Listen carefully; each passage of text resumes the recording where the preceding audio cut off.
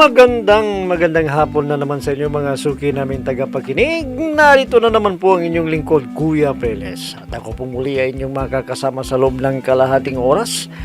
At siyempre kasama pa rin natin mga kaibigan ng ating mga artista sa radyo na siyang nagbibigay buhay sa ating mga napipiling liham sa araw-araw. At ang liham nating napili mga kaibigan ay galing sa isa nating masugid na taga-subaybay. At siya po ay tago lamang natin sa pangalang Mia. Bueno, basahin na natin ang liham ni Mia. Dear Kuya Peles, matagal na rin po ako nakikinig sa inyong malawakang programa sa radyo. At tuwing hapon kuya ay lagi po akong nakabang sa inyo at lagi ko pong pinapakinggan ang inyong programa. Kaya po ako lumiham sa inyo kuya dahil gusto ko rin pong humingi ng payo sa inyo. Itago na lamang po ninyo ako sa pangalang Mia, 30 taong gulang at may asawa na po ako kuya at 2 anak. Para malinaw sa inyo kuya, ganito po nagumpisa ang aking problema, Kuya Peles. Ano bang dahilan at hindi mo maiwan-iwan ang babaeng yan, ha, Carlo? Mama, mahal ko po si Mia. At may 2 na po kaming anak. Kahit na! Hindi pa naman kayo kasal na 2. Ma, kapag ginawa ko yung gusto ninyo, kawawa yung 2 anak namin. Pwede mo naman silang suportahan. Basta, iwanan mo na yung babaeng yon. Hindi siya nababagay sa pamilya natin, iho. Mama, kahit na anong sabihin ninyo, hindi ko hihiwalayan si Mia. Kasi siya yung ina ng 2 naming anak. Ay, nako. Ano bang nakita mo sa babaeng yan, ha, Carlo? Simple lang siyang babae, Mama. Mabait siya, maulawain. At higit sa lahat, mabagmahal siya. Ay, nako. Lintik na pagmamahal yan.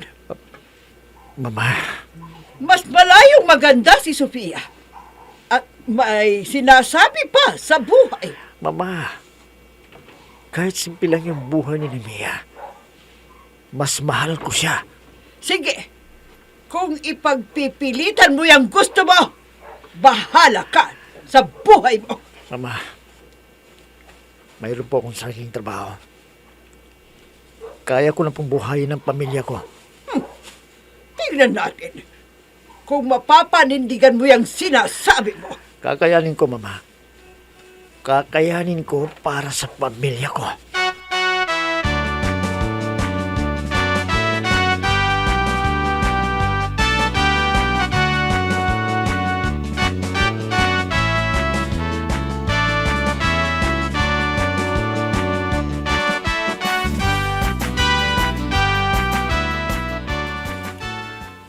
Dinig na dinig ko ang usapan ninyo ng mama mo. Mia, ako nang humihingi ng pasensya sa'yo. Alam mo naman kung gaano ko kayo kamahal ng mga anak natin. Carlo, hindi pa naman tayo kasal eh. Pagbigyan mo na ang mama mo. May gusto siyang ibang babae para sa'yo. Hindi ko mahal ang babaeng yun. Ano ka ba? Kesa naman, patuloy tayong ginugulo ng mama mo. Nahihirapan na rin ako, Carlo. Kung alam ko lang na ganito ang mama mo, hindi na sana ako sumama sa iyo. Mia. Oo, Carlo. Masakit sa isang babae na makarinig ng mga masasakit na salita. Tulad ng paratang ng mama mo sa akin. Nagawa ko yun dahil sa hirap ng buhay noon. At kinakailangan kong gawin yun para sa pamilya ko.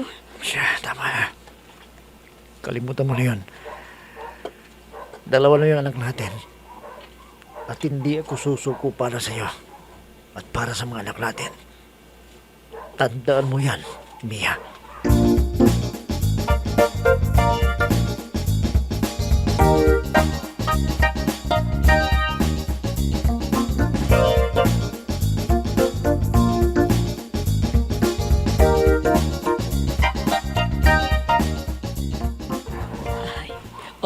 Inumin mo na itong gamot mo, Edong. O, heto. Ay, salamat, Yuli. Ay, kumusta na kaya ang anak natin? Ay, wag mo nang isipin ang anak mo. Sana nasa mabuti siyang kalagayan. Ang hinaalala ko, ang ina ni Cardo. Di ba noon, sasalitaan tayo ng mga masasakit na salita dahil ang hanap buhay ng ating anak noon. Ay, nako, wag mo nang isipin yan. Tanggap naman yun ni Carlo bago sila magsama na dalawa. Ay, Ay, sa bagay, nakabukod naman sila ng tirahan eh. At isa pa, may matatag na trabaho si Carlo. At mahal na mahal niya ang mag-iinad niya. kung may magagawa nga lang ako. Ay, Teka, ano ka ba naman? Sinabi na huwag mo nang intindihin. Andyan naman si Carlo. Alam kong hindi niya sila pababayaan. Kaya ipanatag mo lang ang kalooban mo.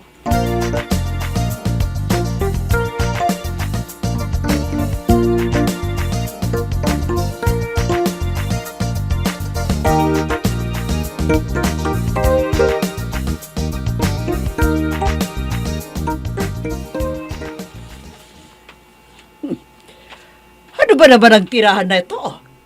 Parang walang nakatira. Ang daming kalat. At hindi mo maintindihan ang amoy. Pasensya na kayo, tita. Katatapos lang kasing maglaro ng mga bata eh.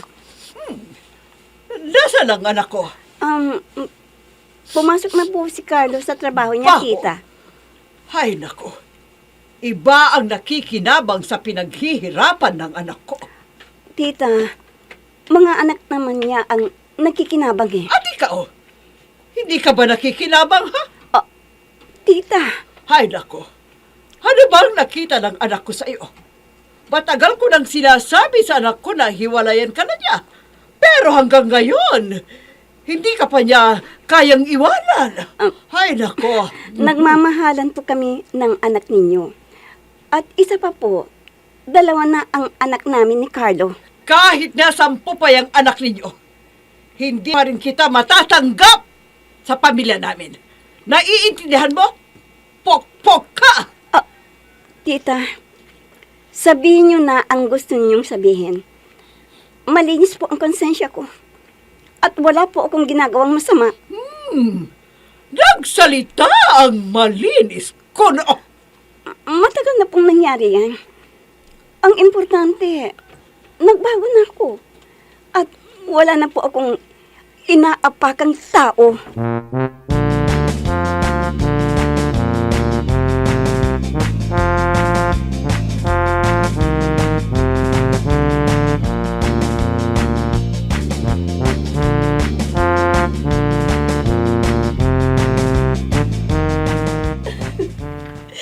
Nagpunta na naman dito ang mama mo. Pinagsalitan niya naman niya ako ng masasakit. Anong sinabi mo? Ano pang sasabihin ko sa kanya?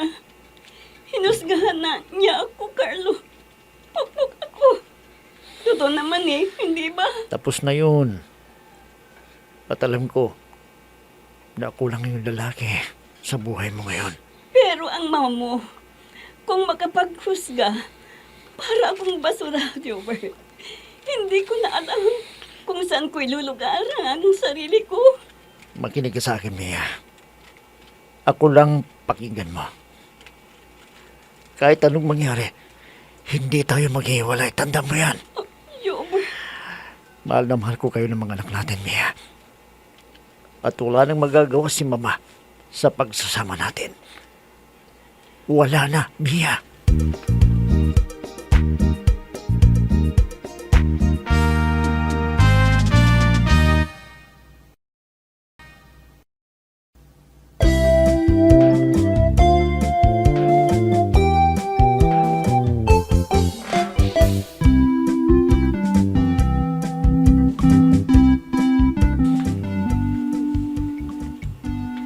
Inaamin ko, kuya, na talagang nagtrabaho ko noon bilang isang GRO. Pero yun, ay dahil sa hirap ng buhay at gusto kong buhayin ang pamilya ko. Doon lang ako, kuya, sa bar na pinagtatrabahuan ko, hindi ako lumalabas. Ay kaya kami nagkilala ni Carlo dahil minsan siyang pumasok sa aming bar. Kuya, alam ng Diyos na malinis ako at wala akong ginawang mali. Nahihirapan ako, kuya, kapag harap ko na yung bilang ko. Kaya lang, kuya, laging nakikiusap sa akin si Carlo at pinalalakas ang loob ko. Minsan, kuya, ay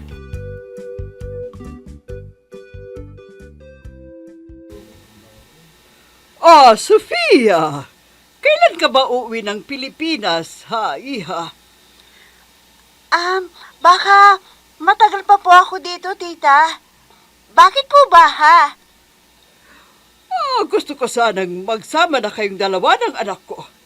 Abay, habang nagtatagal na lalong nadadagdagan ang kanilang anak ng pokpok na yon. Tita, wala na po tayong magagawa sa kanila. Ayaw yatang iwanan ni Carlo ang babaeng yan eh. Huwag kang mag-alala, iha. Ako ang bahala dyan.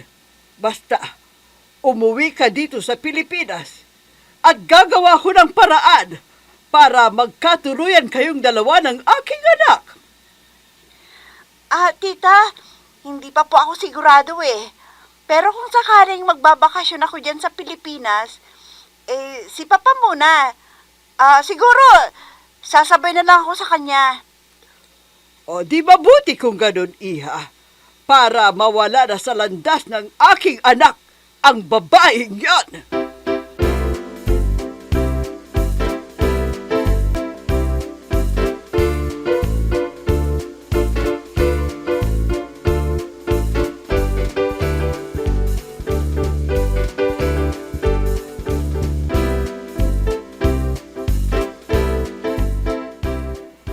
Gusto nang umuwi dito ang anak mo, Edong. Bakit daw, Yoli?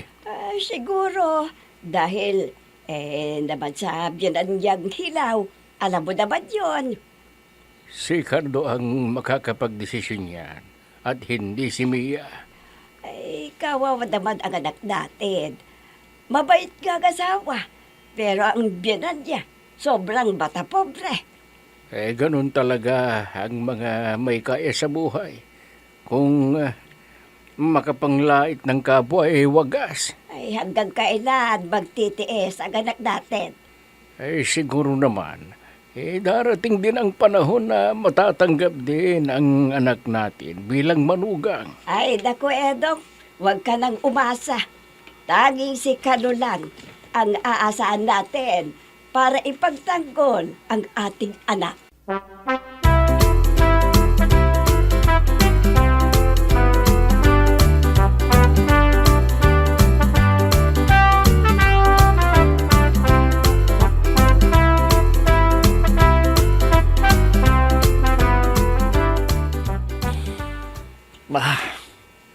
Tigilan niyo na si Mia.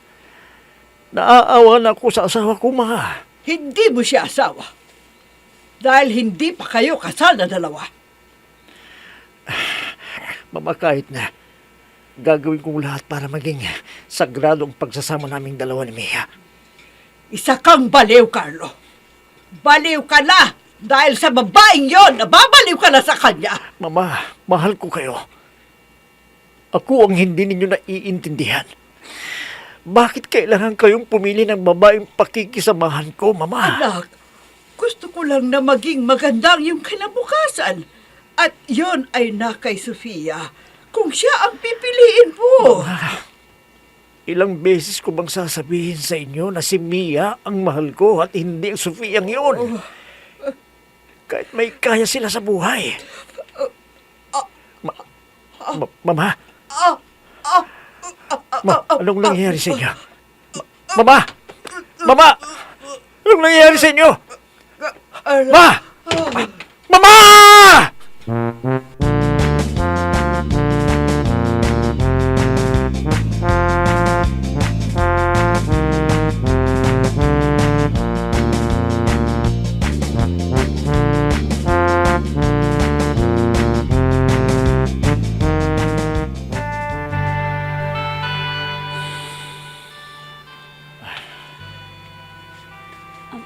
Carlo, paalis na ang mga nakipaglibing sa mama mo. Tayo na.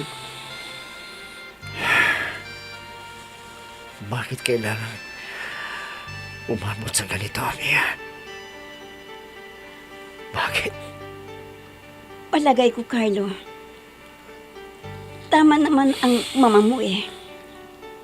Kung pinakinggan lang sana natin ang mama mo, baka buhay pa siya ngayon. Hindi. Ano ka ba, Mia? Wala kang dapat na ipag-alala. Magkasama nating haharapin ito. Siguro hanggang dito na lang ang hirap na buhay ng mama. Pasensya ka na. Dahil sa akin, kaya ganito ang nangyari sa mama mo. Napaaga ang buhay niya. Ano ka ba, Mia? Hindi ba sinabi ko naman sa'yo, pareho nating ginusto ito eh. Walang dapat nasisihin dito. Pinakita lang natin na matatag yung pagsasama natin. At walang sino mang makapaghiwalay sa ating dalawa, kundi kamatayan lang. Carlo, Oo, Mia. Kasama natin ang dalawa natin na panalakin natin sila na may takot sa Diyos. Carlo.